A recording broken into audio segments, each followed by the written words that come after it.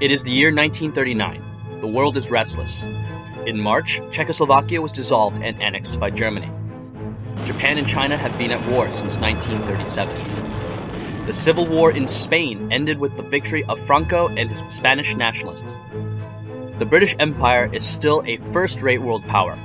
Chamberlain is the British Prime Minister. Hitler rose to power in 1933. Mussolini rules Italy. Germany and Italy have signed the Rome-Berlin Axis, a military alliance. Roosevelt is the American president. The United States of America is recovering from the Great Depression. Stalin is reorganizing the Red Army after the 1937 purges. Poland and Germany are butting heads. The Germans claim the city of Danzig. We are at the gates of the Second World War. Nazi Germany and the Communist Soviet Union are political opposites. Hitler says that Lebensraum, the Germans' vital living space, is in the east. Stalin never hides his expansionist policies towards the west. But on August 23, 1939, Germany and the Soviet Union signed the Molotov-Ribbentrop Act, a non-aggression treaty. The treaty is received with disappointment in Japan. Some months before, Japan and Germany signed the Anti-Comintern Pact, a pact against the Communist Soviet Union. And now, while Japan is fighting the Soviets in Manchuria, Germany signs a pact with the Soviets. This is an affront to Japanese prestige. Relationships between Germany and Japan begin to cool down. September the 1st, Germany invades Poland. The Second World War begins. The British Empire and France declare war on Germany. September the 4th, Japan announces its neutrality. They already have their own war in China. Due to this war, the United States adopted trade restrictions with Japan. The American embargo creates large troubles for Japan. Japan is a rival for America's plan of economic expansion into the Pacific area. 1940. The war in Europe is raging. In March, Germany invades Denmark and Norway. Then in June, invades Belgium, the Netherlands, and defeats France, one after another. Winston Churchill becomes Prime Minister of the United Kingdom. Italy enters the war on the German side. The war in Africa begins. In the Atlantic, the British convoys suffer heavy losses from German U-boats. The Luftwaffe is massively bombing Britain. The RAF bombs several German cities. September 1940. Japan does not sign the Axis Pact. Indeed, Japan-Axis relations were never that close. Apart from the establishment of technical commissions and some diplomatic relations, there was never any significant type of coordination or military aid between Japan and the Axis. 1941. The war continues down the path we all know. After a pro-British coup, the Axis invades Yugoslavia and then Greece. March 1941. The United States President Roosevelt signs the Lend-Lease Act, allowing Britain, China, and the Soviet Union to purchase military equipment and to defer payments. June the 22nd, 1941. Operation Barbarossa. Germany attacks the Soviet Union. Again, the Germans failed to inform Japan before. Prime Minister Fumimaro Konoe feels betrayed. The Germans clearly trust Japan very little. August the 1st, 1941. The turning point. The Japanese start the occupation of French Indochina, claiming they need to stop all imports into China, including war supplies from the US. Indochina is controlled by Vichy France. Despite Vichy France not being officially part of the Axis, they have strong ties with Germany. August the 6th.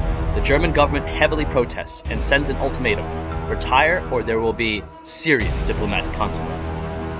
Japan doesn't lose time. On the same day, Japan declares war on Germany, France, and Italy, becoming a de facto British and Soviet ally.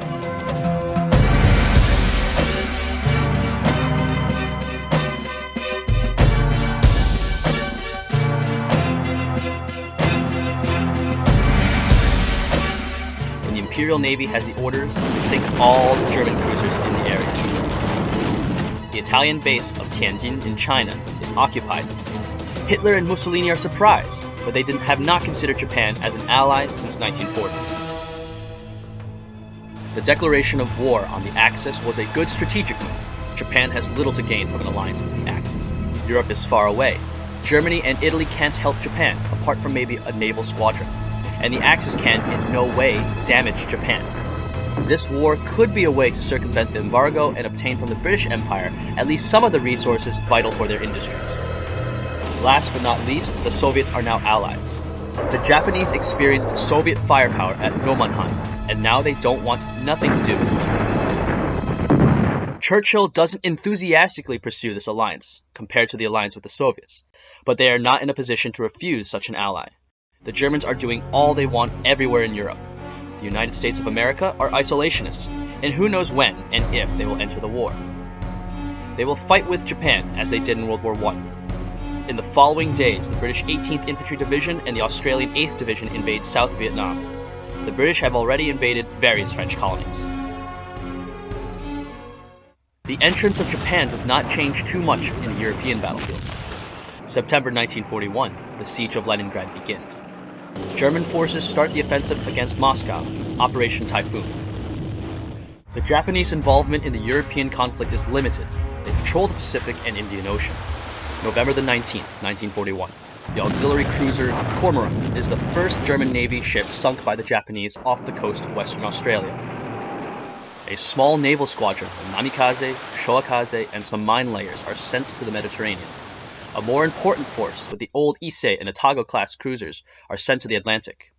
During 1942, Japan will send a couple of brigades to Egypt. But most importantly, the British can move their Pacific fleet, the HMS Hermes aircraft carrier, 4 battleships, and 20 cruisers into the Atlantic. The British convoys are now far more protected. All Australian, New Zealand, and Indian forces available are sent into Egypt. With the arrival in the Mediterranean Sea of the heavy cruisers HMS Dorsetshire and the HMS Cornwall, the Italians have increasing difficulties to resupply their forces in Libya. Rommel and the Italians are now on the defensive after Tobruk. To make things worse, the British have broken the Italian code, and know the times of departure of every convoy, as well as all troop movements, so with fewer divisions, they can keep up to the Axis. However, the Japanese resupply problems are still present. 1 million barrels of oil arrive from the Dutch East Indies, something else from the British refinery of Abadan, but it's not enough. For the USA, Japan is still an enemy. The USA embargo becomes even more strict. All Japanese assets in the US are frozen. On August 1st, the US established an embargo on oil exports to Japan. More than 80% of Japan's oil came from the United States. The Japanese Navy has now less than 2 years of oil remaining. The Imperial General Headquarters begin planning for a war with the USA.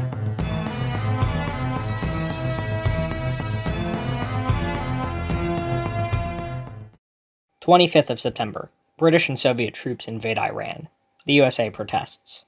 Part of the American industry, Henry Ford first, pressed the government to sell weapons to the Axis too. December 26th, 1941. The Japanese take the decision. A Japanese naval force of 6 aircraft carriers under the command of Nagumo depart from the Kurili Islands and arrives undetected near Hawaii. December 7th, the Japanese launches the attack on Pearl Harbor. The attack leaves 8 American battleships out of action, killing 2,400 men. December 8th, the United States declares war on Japan, and only on Japan.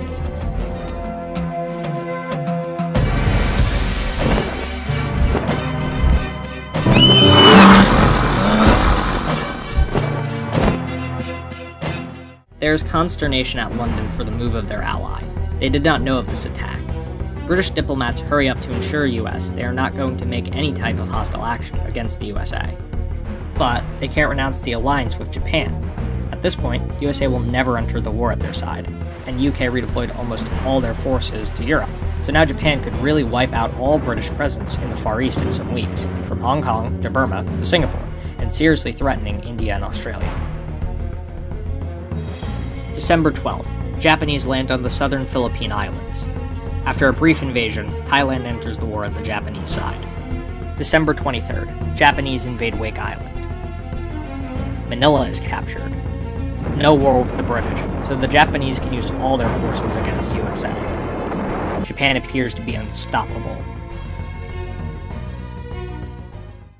British Royal Navy has the strict order to avoid any type of action against the US Navy. However, they are fighting along the Japanese in the Seven Seas, and an incident is only a matter of time. December 31st, near Iceland, the destroyer USS Reuben James is torpedoed by a Japanese submarine based on Scapa Flow, Scotland, killing more than 100 sailors. Tension heightens between the USA and UK as a result. British offer apologies to the American government. January 11th, American B-25s sink a Japanese oil tanker in British waters near Nassau, the Bahamas. February 5th, Roosevelt promises aid to all the enemies of Japan, asking Congress to sell materials to Germany and Italy, although without Lend-Lease. Hitler and Mussolini make overtures to the US government. U-boat campaigns in the Atlantic is limited. Only British Navy and British waters are attacked. February 9th, the British Navy forced an American convoy directed to Sweden to go back. February 20th, the Phoenix Convoy Incident. A Japanese destroyer who is escorting a British convoy east of the Gilbert Islands is sunk by a USA naval force, including the USS Phoenix. The British merchant ships, after its passengers are allowed 30 minutes to board lifeboats, are sunk. February 22nd, 1942. Great Britain declares war on USA. The World War starts now.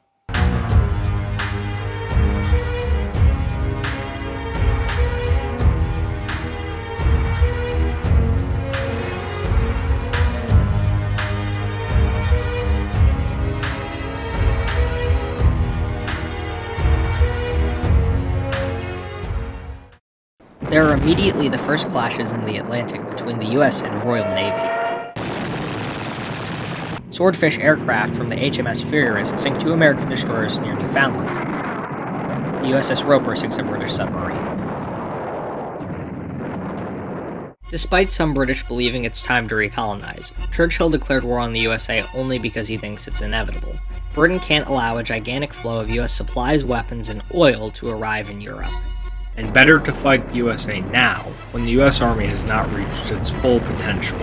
Churchill hopes that the war will result in a long stalemate, making war unpopular in the United States, followed by a negotiated peace.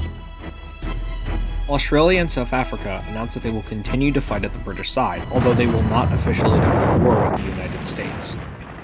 There are riots in India, as the USA is a hope for their long-desired independence. Canada immediately declares its neutrality in this war. The USA asks to occupy the ports of Halifax, Vancouver, and Newfoundland until the war ends. Canada can't permit such a request. February 27, 1942, American troops start the invasion of Canada. The Americans follow a plan called War Plan Red. The 1st U.S. Army lands at St. Margaret's Bay, then assaults the port of Halifax. The Canadian power plants near Niagara Falls, held by the Royal Canadian Regiment, are taken after a bloody battle of 3 days. This is followed by an invasion on 3 fronts. From Vermont to take Montreal and Quebec, from the Midwest to capture the strategic nickel mines of Ontario, and from North Dakota to seize Winnipeg. Winnipeg is taken after 2 weeks. Vancouver is easily taken. It denies Britain and Japan a naval base and cuts Canada off from the Pacific Ocean. Canadians have a defense plan, the Defense Scheme No. 1. They plan to rapidly occupy Seattle, Great Falls, Minneapolis, and Albany. No hope of holding the objectives. The idea is to divert American troops away from Canada long enough for the British to arrive with reinforcements. This plan fails almost immediately, or better, it does not start at all. And the reinforcements from Britain will never arrive, apart from 2 squadrons of Hurricanes. Britain knows it's impossible to defend Canada against the much larger United States, and they have other more urgent problems, like Germany breathing down their throat. The British Army is not the Red Army. Their resources are limited. The Canadians are alone. And after some initial success, the US invasion is stopped. The US Army fails to take Halifax. They only occupy New Brunswick, cutting Nova Scotia off from the rest of Canada at the railway junction in Moncton. The US Army is stopped at the gates of Montreal and Toronto. Canadians are experienced military, better armed, and can take more advantage out of their terrain. Someone sees parallels with the Soviet-Finland Winter War. The USA Army is not ready for the war in 1942. Obsolete equipment, poor training, and a lack of experienced officers. Very few saw combat of any kind. The USA has no real tank force. The primary tank is the M3 Lee, a tank with a very limited 75mm gun, smooth tracks, and an impractical high profile. It can be killed from almost anywhere and in any kind of terrain. The B-24 is yet in service, but with low numbers, and there are the B-17s. The USAAF's best fighters are the P-40 Tomahawk and the P-39 Airacobra. The P-38 is already operational. The US Navy's battleships were never tested in war, except for their diving ability at Pearl Harbor. Hitler and Mussolini are pleased for the entry into the war of the USA. Hitler does not take the Americans too seriously, but apart from the stop of the Lend-Lease, he hopes that the US will distract the important British force away from Europe. Europe, 1942, Eastern Front. The Soviet winter counteroffensive pushes the freezing German army back 100 kilometers from Moscow. The front stabilizes. The siege of Leningrad continues. Part of the British Navy leaves the Mediterranean to fight in the new Atlantic front. Royal Navy air carriers Hermes, Penelope, Repulse, and the battleship Prince of Wales are deployed in the Far East, but far from the war zones. In the western northern Atlantic, the American Navy try to block British-Canadian traffic, but they do not attempt to openly face the British fleet, nor for the moment send soldiers or materials into Europe. The Royal Navy is still the strongest navy in the world. There are the first collaborations with the Germans. German U-boats in the St. Lawrence Bay sunk several merchant ships. US public opinion, after some differences, will attempt to fight at Hitler's side, as in our timeline they accepted to fight for Stalin. Pacific Ocean, 11th of March. The Japanese land on Mindanao. April 31st, MacArthur evacuates the Philippines. 2nd of May 1942. Japanese land forces invade Indonesia, fearing a similar action by the Americans. The Dutch government in exile at London can't do anything. There are weak protests from London. The Dutch are allowed to continue to administer Indonesia. The Dutch East Indies alleviate part of the oil problem to the Japanese Navy. 4th to the 8th of May 1942. Japanese forces under Admiral Shima make unopposed landings on Samoa, opening the Battle of the South Pacific, the first battle in which aircraft carriers engage each other. The US sinks the Japanese light carrier Shoho. The US lose their fleet carrier Lexington, and the Yorktown is damaged. Japan begins the invasion of the Aleutian Islands. Japanese midget subs based in the Canadian port Prince Rupert sink a support ship in Alaska. British Navy bombs the US coastal bases Portland, Boston, Norfolk, Savannah, Charleston. The 19th of June, Operation Jubilee, a raid by British and Canadian forces with 20 Mark IV Churchill tanks on Portland, Maine, ends in disaster. They come under heavy gunfire and most are killed or captured by the American defenders. British bombers short S-29 Sterlings based in Toronto bomb the US industrial Midwest, including Detroit, Pittsburgh and Chicago. The British try to inflict as much damage as possible to the US industrial forces, but this would require constant and heavy attacks.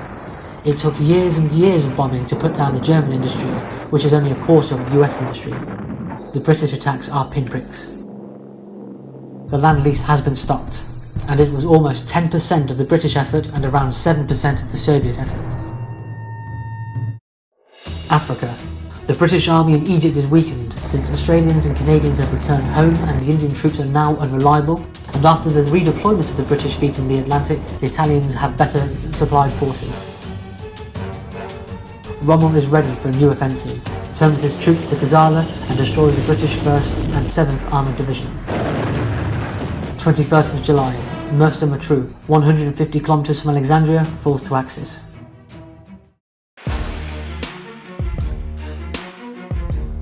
Japan's leaders hoped that after Pearl Harbor the United States would negotiate a compromise rather than a long war. Things are going differently. The Imperial Navy try another blow. They plan to take Midway in a rush, before American reinforcements could arrive. 4th of June 1942, Admiral Nagumo orders the aircraft to attack Midway. The Battle of Midway opened. The Battle of Midway will be almost the same as in our timeline. The US has broken the Imperial Navy's code and know practically everything that the Japanese are going to do.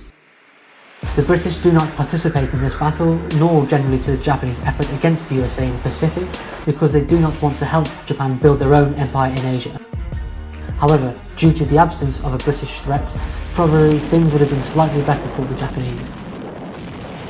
Nimitz has positioned his 3 aircraft carriers to ambush the Japanese. The dive bombers from Yorktown and Enterprise sunk the carriers Kaga, Hiryu, and Soryu. The Japanese sunk the carriers Yorktown and the Hornet. The Battle of Midway comes to a close. Nagumo cancels the Midway invasion.